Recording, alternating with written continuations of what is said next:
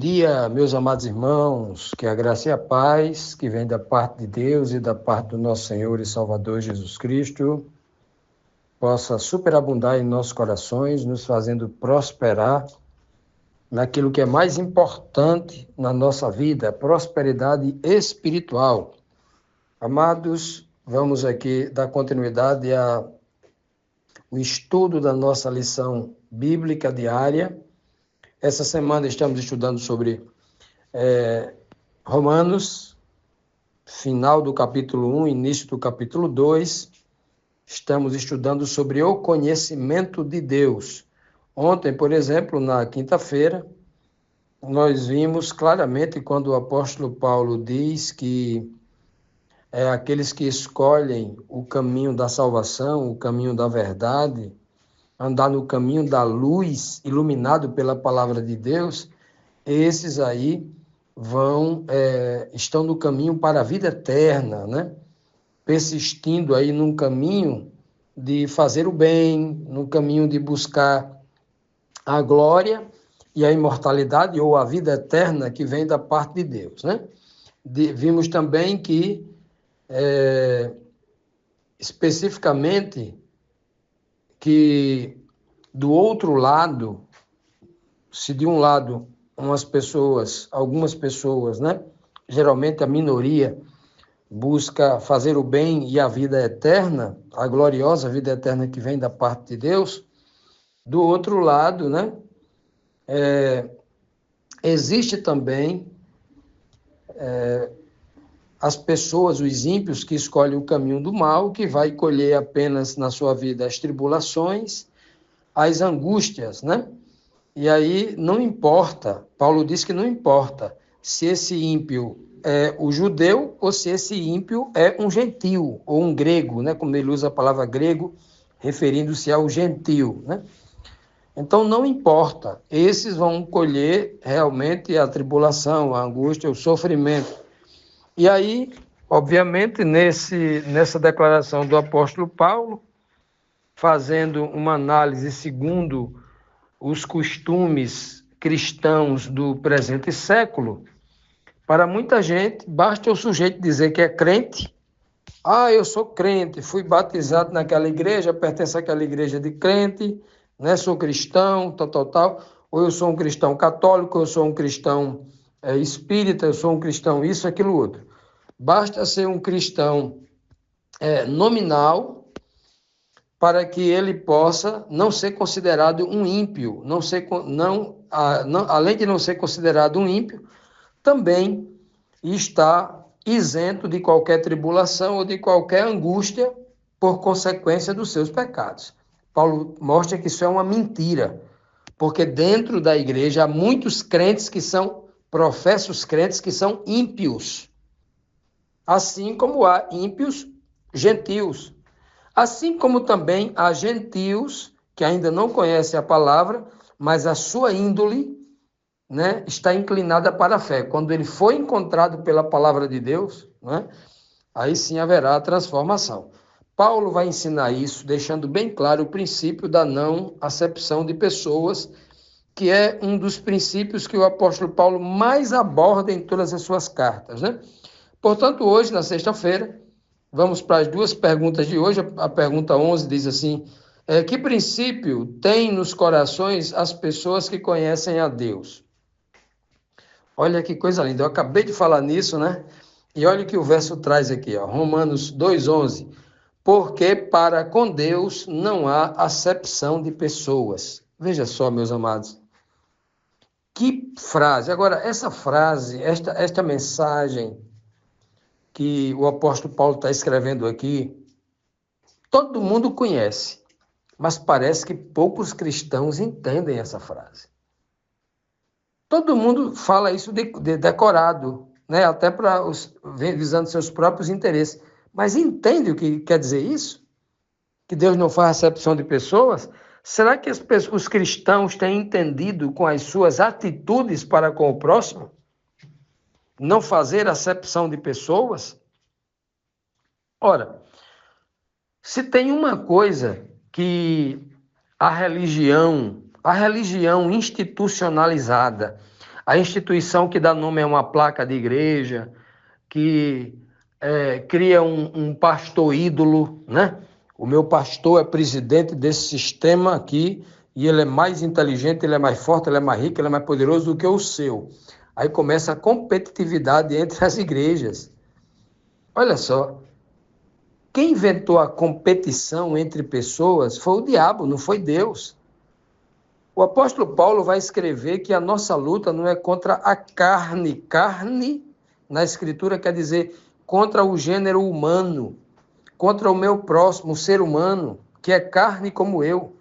A nossa luta não é contra as pessoas, mas a verdadeira batalha ocorre no âmbito espiritual, ocorre na mente do homem, em rejeitar a desobediência, né? Em rejeitar as falsas doutrinas, em rejeitar, enfim, o mal.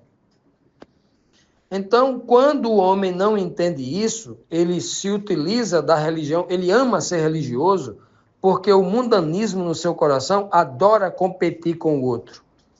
Ele é um mundano que adora competir. Eu sei mais do que você, eu conheço mais a Bíblia do que você. Olha, eu conheço, tá vendo? Me aplaudam, por favor, me aplaudam, me louvem, me deem elogios, né? Esse é o homem mau, maléfico, que não conhece nada de Deus. Pode até ter decorado na sua mentezinha fraquinha 1 ou 2 versos bíblicos, ou um determinado discurso, uma falácia, mas não passa de falácia, né? O discurso vazio daquele que não pratica. Então, quando a pessoa entende que é um princípio que Deus não faz acepção de pessoas, qualquer pessoa que procure a Deus, que busque a Deus, que vá ao seu encontro, ele recebe, abraça, beija, e se converter, ele chama de filho. Chama de filho, né? E o adota, como diz o apóstolo Paulo, que nós recebemos a adoção como filhos. Olha que coisa linda, né? Por quê? Porque esse é um princípio básico. Deus não faz acepção de pessoas, e os seus filhos, nós que dizemos ser filhos de Deus, também não podemos fazer acepção de pessoas. No sentido de que só a minha igreja tem a verdade, só a minha igreja salva, só o meu povo. Não. Não podemos fazer acepção de pessoas quanto a essa questão da religiosidade. A religiosidade é um grande problema. A religião institucionalizada, ela veio e separou as pessoas, né? Cristo veio com o amor sem pertencer a nenhuma instituição, ele nem pertencia à igreja dos judeus, a igreja institucionalizada da época, e nem criou uma instituição chamada igreja cristã. Não. Foi as pessoas que deram esse nome, o Estado, né, que chamaram de cristãos, os seguidores de Cristo, etc, etc. Então, amados, que esse princípio possa revolucionar a nossa mente ao ponto de entendermos o verdadeiro amor pelo próximo. Continuando, vamos aqui para a 12ª pergunta. Todos, tanto judeus quanto gregos, religioso ou gentil, serão julgados com base em quê? Segundo Paulo aqui, na carta aos Romanos, todos, né? Assim como Deus não faz acepção de pessoas para oferecer a sua graça, para perdoar, para esperar que qualquer um deles, judeu ou gentil, religioso ou gentil, se converta e pratique a verdade e se prepare para o seu reino. Assim também também em relação ao juízo. Ele não faz acepção de pessoa ao juízo. Não, aquele ali tomou um banho no batismo, disse que é crente, tal, a partir de agora eu vou olhar para ele com um olhar diferente. Quando ele pecar, eu vou passar a mão por cima do pecado dele, vou jogar para debaixo do tapete, porque eu faço acepção de pessoas e aquele é mais queridinho, agora aqueles do mundo não, aqueles ali eu vou castigar. Será que Deus trata assim? De jeito nenhum. Se ele, para a salvação, não faz acepção de pessoas, para o juízo, tampouco ele vai fazer acepção de pessoas. Porque Deus, ele não é parcial. Deus, para a graça ou para o julgamento, ele é imparcial. É a justiça pela justiça. Embora ele tenha usado, né, a sua misericórdia em abundância pela condição triste do homem, não significa dizer que Deus não é justo, né? Ele é justíssimo. Portanto, o texto aqui de Romanos 2, versículo 12 diz: porque todos os que sem lei pecaram, sem lei também perecerão. E todos os que sob a lei pecaram, pela lei serão julgados. Veja que, primeira coisa aqui, é que a palavra lei aqui, ela se refere ao termo Torá, as escrituras. E quando Paulo fala lei, ele está falando de tudo que nas escrituras nos recomendam aquilo que deve ser feito e aquilo que não deve ser feito. Aquilo que é proibido para nós, proibido no sentido de que não faça isso não, que isso aqui pode lhe trazer sofrimento, dor e, por fim, pode lhe fazer perder a vida eterna. Isso aqui pode conduzir você à morte eterna. Isso é o proibido. Não é o proibido porque Deus não gosta, não. É um proibido porque faz mal ao homem. Por isso que é o proibido, segundo a própria palavra de Deus, né? Então veja que ele está dizendo bem claro, ó, aqueles que sem o conhecimento da lei, sem o conhecimento da Bíblia Sagrada, todas as suas recomendações do que pode, do que não pode, e o que pode, o quanto é maravilhoso fazer o que pode, né? Então, esse é o conhecimento da lei, lei, Torá, lei, escrituras sagradas. Então, todos aqueles que sem lei pecaram, olha, Paulo está falando de quem aqui? Está falando do gentio, da pessoa que nunca leu a Bíblia toda, da pessoa que não vai para a igreja, que não anda com a Bíblia debaixo do braço, que escolhe 1 ou 2 dias na semana para ir na igreja, escutar um pregador e não examinar a Bíblia por si só, demoradamente, dedicar tempo ao exame da palavra. Que só o que tem. 99,9% dos crentes que se dizem crente no mundo não leem a Bíblia. Eles vão um dia na semana, colocam a Bíblia debaixo do braço e ele vai escutar o que o outro tem a dizer da Bíblia e não ele mesmo examinar a Bíblia. Isso é um problema gravíssimo. É por isso que a religião cristã está na condição que está hoje, de pobreza espiritual. Pessoas sem conhecimento, pessoas torcendo o texto bíblico, e aí acaba se enganando e com a sua pregação engana outros. Não apresenta o verdadeiro Deus, não apresenta o verdadeiro Cristo, não apresenta a verdadeira salvação, o verdadeiro plano da redenção, não apresentam porque estão baseados nos discursos dos outros, nas tradições que vêm se perpetuando, a retórica, a falácia das tradições, que vem se perpetuando como uma reza, que as pessoas não têm a coragem de colocar isso a teste, de olhar o contraditório, para ver se realmente é uma verdade, porque uma verdade, ela sobressai a qualquer teste. Nenhuma verdade teme a investigação. Quando tem um crente que teme investigar porque ele teme descobrir que o que ele crê está errado, isso não é crente. Não é bereano, não é servo de Cristo, é um covarde, né?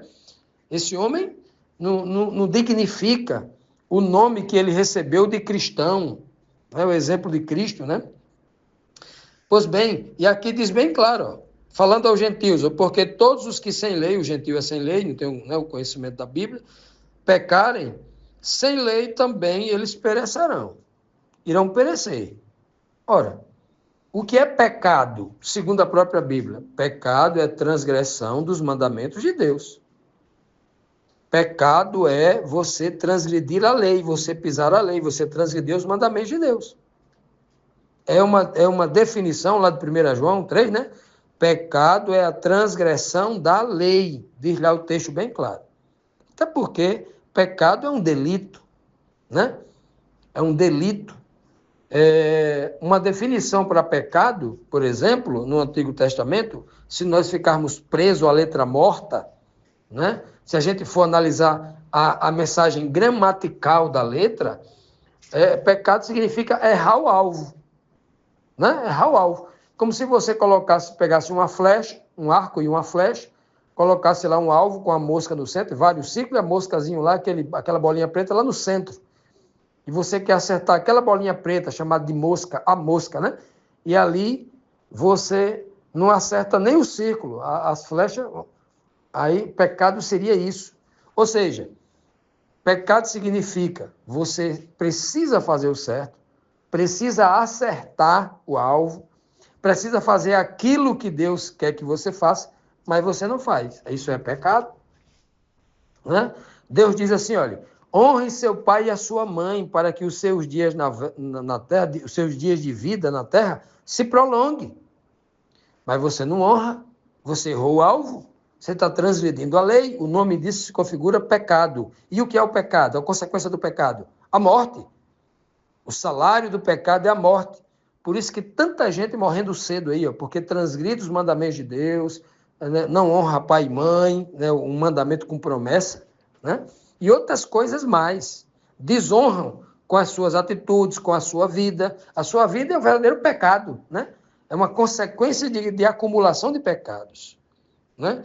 E aí ele diz bem claro que esses gentios aí que sem lei pecarem, fizerem coisa errada, mas ele não conhece a lei e tal, mas está pecando e vai pagar a consequência. Agora, se ele se converter ao conhecer a verdade, a lei, o que acontece com ele? Deus não leva em conta o tempo da ignorância. Né? Agora, ele está na ignorância porque não quer conhecer a Deus nem busca a Deus. O texto é claro aqui. Se ele sem lei pecar, transgredir algum mandamento que ele não conhece, pela essa mesma lei ele será julgado e ele vai perecer. E ele diz aqui, ó, e todos os que sob a lei, ou seja, aqui os religiosos, ó, que conhecem a palavra, todos os que sob a lei, que estão debaixo da lei, que estão, né, vivem sob a proteção da lei, todos os que sob a lei pecarem, ou seja, têm conhecimento, mas peca, por esta lei que eles conhecem, eles serão julgados. Simples, né? Texto claro, óbvio, objetivo, que o apóstolo Paulo está ensinando aqui, mostrando aqueles que tiveram um dia o conhecimento de Deus, mas negaram esse conhecimento, negaram obedecê-lo, negaram viver como Cristo viveu, viver no exemplo de Cristo. E aí as consequências vêm, né? Paulo conclui falando aqui sobre esse julgamento. O julgamento, da mesma forma que Deus oferece a salvação em abundância, ele também virá com o seu julgamento abundante.